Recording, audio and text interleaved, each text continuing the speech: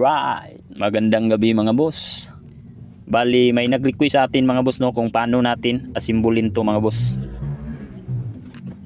Ganito lang kadali mga boss no. Kung bibili ka ng module, nakasit na to mga boss. Stand gun module.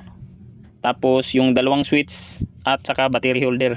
Tapos bibili separate na tong battery at saka charging module niya mga boss. Bali ang koneksyon niya dito mga boss no.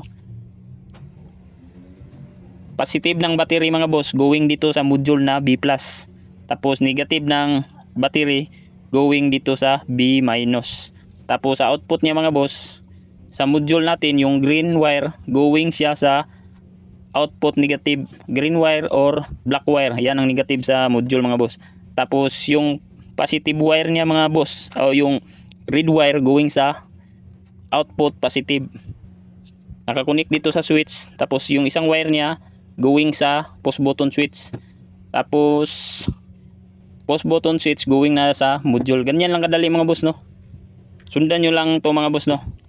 Tapos take note lang mga boss no, huwag nyong gamitin while charging kasi masisira ang module. Na try ko na to mga boss.